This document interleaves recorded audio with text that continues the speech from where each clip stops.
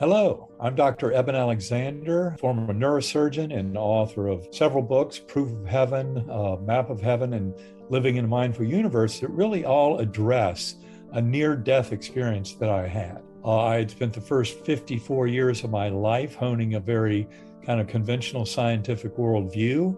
As much as I had attended church in my youth and wanted to believe much of what I heard there, my scientific career left me wondering how conscious awareness could survive the death of the brain and body. And I think that's why I was gifted with such an extraordinary experience. But it didn't come cheap. I really had to almost die. And all that happened November 10th, 2008, when I woke up with severe headaches, severe back pain. And within 2 or 3 hours, I was having grand mal seizures. I was deep in coma.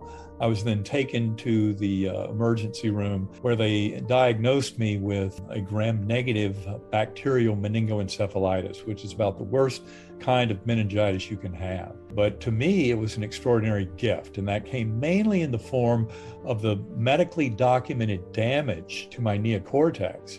According to modern neuroscience, all the details of our conscious awareness depend on the integrity of the neocortex. And yet mine was taken down by this incredibly powerful, aggressive, and should have killed me bacterial infection. It was clear to me that my brain was too damaged to have any kind of dream or hallucination. So how in the world did this extraordinary, ultra-real, memorable, life-changing set of events occur when my brain was so demonstrably offline? Well, to share my story with you, it's important to point out that my near-death experience does have one major atypical feature, and that was the fact that I was amnesic, that I had no memory of Eben Alexander's life during my coma experience. That part is unusual for NDEs, but over the next months and years, after recovering from my illness, it became clear to me why I would have to go through such an extraordinary journey to come to these deep lessons.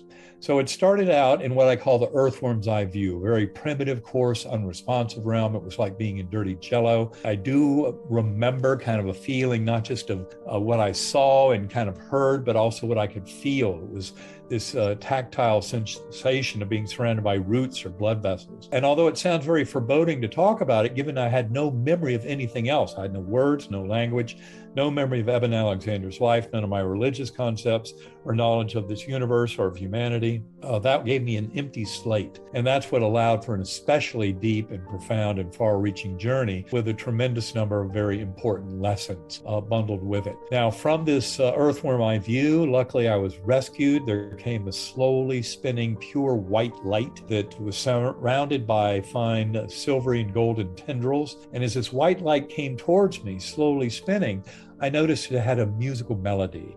And that became very important as a theme, because what we remember is music, notes, frequency. Those kind of things can actually serve to allow our soul to traverse these various levels. So sound was a very important concept, although I hope people realize that in those realms, far beyond the here and now and the sense of the physical, sound can go way beyond what we normally think of as music in this four-dimensional space-time.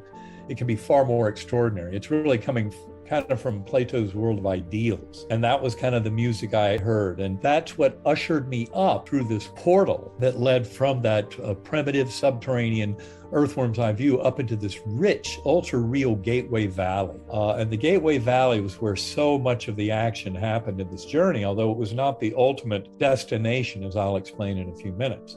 But the Gateway Valley was kind of an intersection point with lots of kind of Earth-like features. I was a speck of awareness on a butterfly with millions of other butterflies surrounding me and looping and spiraling in these vast formations. And I remember witnessing below us this meadow, perfect, verdant, fertile meadow surrounded by this rich forest.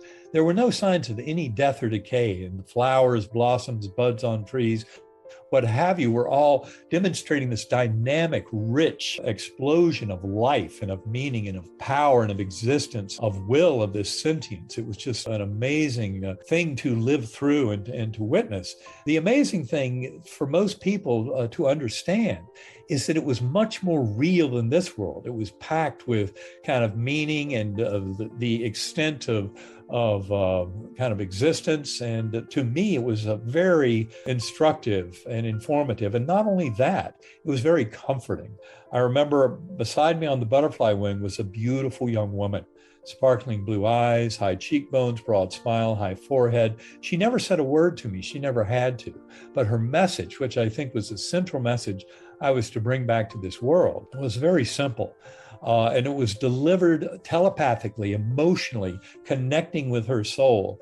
You are deeply loved and cherished forever. You have nothing to fear. You are deeply cared for. And I cannot tell you how affirming and refreshing that message was, especially coming in the setting of that extraordinary earthworm eye view and the ascendance through this portal up into this ultra-real Gateway Valley. That was truly an extraordinary transformation. And the interesting thing is how much it felt like home. It was a spiritual home that was very reassuring. I think to me, especially in retrospect, one of the biggest surprises was how beautiful and accepting that realm was. Now, in that setting, I remember also seeing below us in this meadow, thousands of beings dancing, lots of joy and merriment. And I remember seeing all of that and this beautiful girl on the butterfly wing, and they all dressed in the same kind of simple garb, and yet it was very colorful. I remember this soft summer breeze that blew through, and that breeze, which I called in my early writings weeks later after coming out of coma, the divine wind or the breath of God, was my awareness of the power and the majesty and the personal kind of nature of that infinitely loving God force that was present all throughout these heavenly scenes and extending down to the lowest levels of the material realm and then all the way up to the highest levels that I ascended to in this journey. After witnessing that soft breeze and its bringing to my awareness the power of that infinite God force, that healing force of love and compassion and kindness, that's when the journey really opened up, and that gateway became just that, a gateway, because in fact, all the joy and merriment were being fueled because up above were these swooping orbs of angelic choirs that were emanating chants, anthems, hymns that would just thunder through my awareness and reverberate with this kind of oneness of love and of meaning and purpose and existence. And what I witnessed, these angelic choirs providing yet another portal, a wormhole up into higher and higher levels.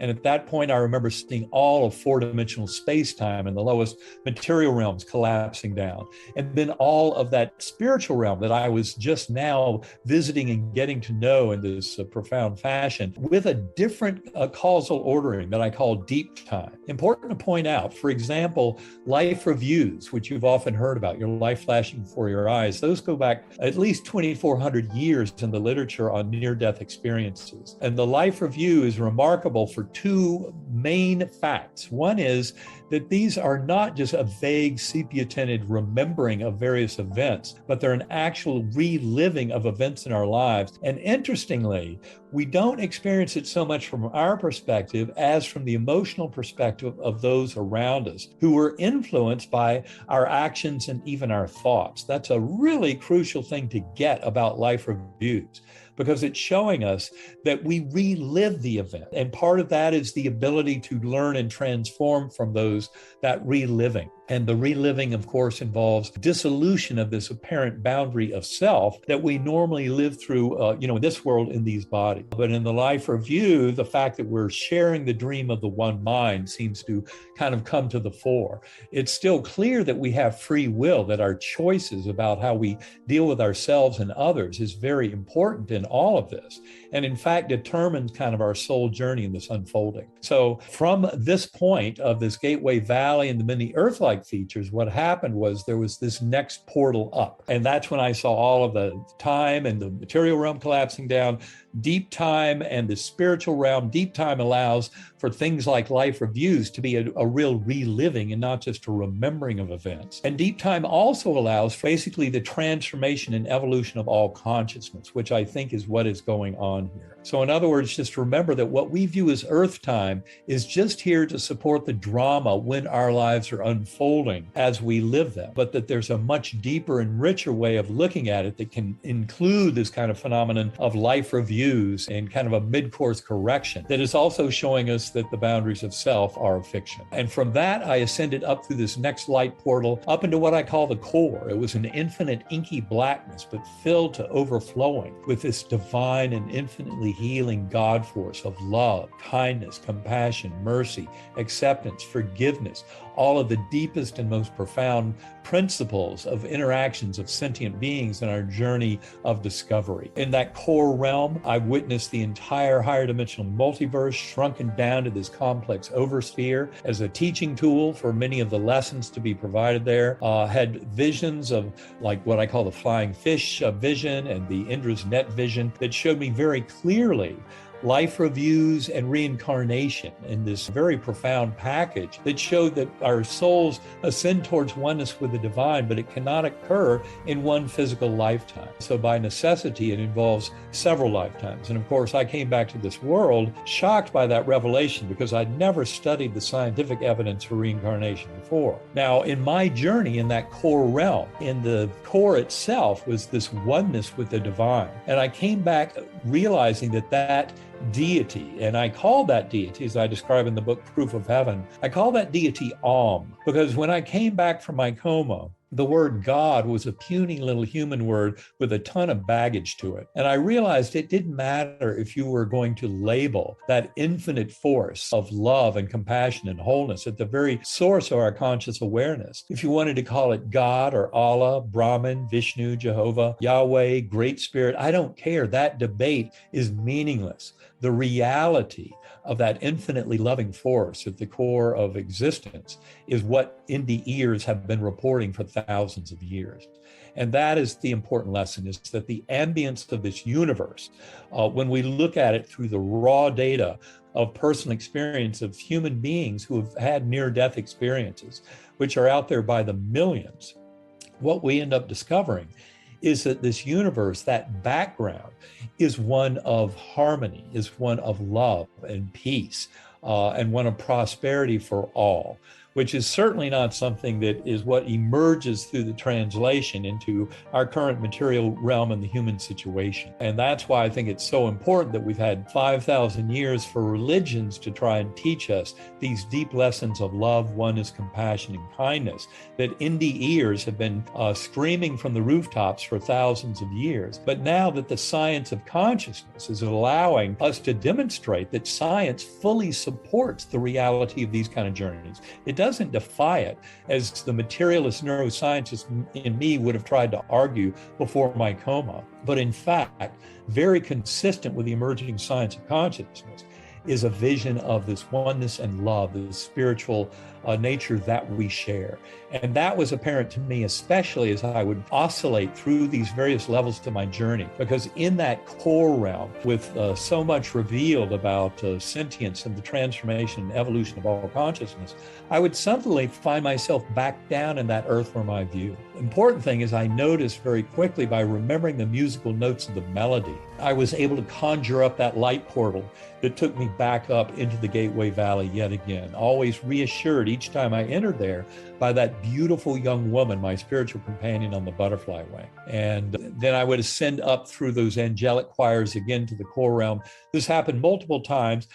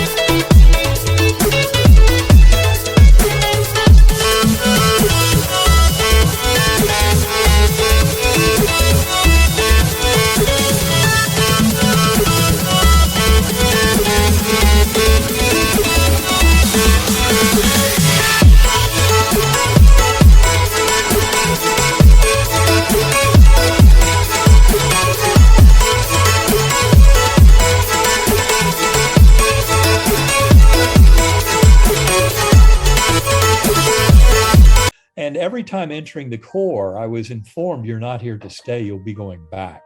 I had come to believe that going back was actually going back to the earthworm's eye view. And I seem to have solved that problem because I now knew I could remember the musical notes of the melody and always resurrect those pathways up into the gateway valley and then even deeper into the sanctum sanctorum of the divine in the core realm. But they weren't kidding. And there came a time when I tried to conjure up remembering the musical notes of the melody, and it no longer worked. So I was stuck down in those murkiest levels akin to the earthworm's eye view. But I also knew at that point that I could trust, that I would be taken care of, that the universe had a deep love for me, and that would be honored in anything moving forward. And it was at that point that I witnessed thousands of beings going off into the distance around me, heads bowed, some holding candles, some with hands up like this. And this murmuring energy coming from them was surprising to me. And the surprise was in that I felt this tremendous comfort and that feeling of a spiritual home that was similar to what I'd felt in the Gateway Valley and in the core realm. But now I was feeling it right here in this moment, in kind of stuck in that never land of the earthworm's eye view. And yet all of these beings were generating this energy that was welcoming me back somewhere. I didn't know where to. And when I wrote it all up weeks later, I said that was the power of prayer. And to me, that's exactly what it was.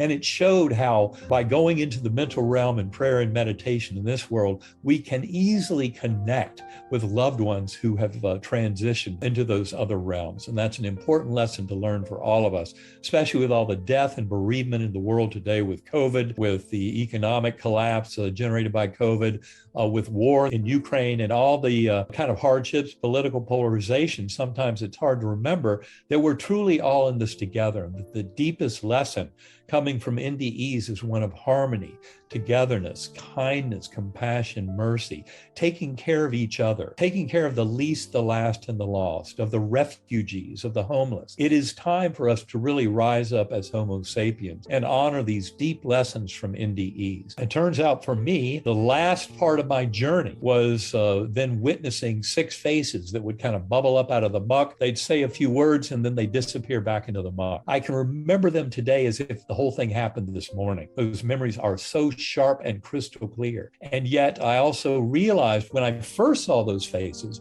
I had no idea who they were. That was part of my amnesia, which was still very much in effect, even at the end of 7 days in coma, because this was an impartial NDE. It was not a complete death experience. So I was not going to be recovering those memories, but I had witnessed, life reviews and reincarnation very strongly in those visions in the core realm. So there were plenty of lessons about how all this worked when I was coming back to this world. Those 6 faces provided what are called veridical time anchors. 5 of them were physically present in the ICU room the last 24 hours of my coma. And that's especially noteworthy because many of the family and friends present during the main part of my coma, I had no memory of whatsoever. So what that helped to do is to show that the vast majority of the coma experience had to happen between days 1 and 4 or 1 and 5 of that coma. And I explain all that in the book, Proof of Heaven, about the timing of it. But those are very important points that were also emphasized by the medical case report that came out in the Journal of Nervous and Mental Diseases in September 2018 by the 3 doctors who were absolutely astonished by my recovery, which has no precedent in the medical literature. And that's really why they wrote the case up. And interestingly enough, when they were challenged by the peer review editors of Journal of Nervous and Mental Diseases, how do you explain this? This case is absurd.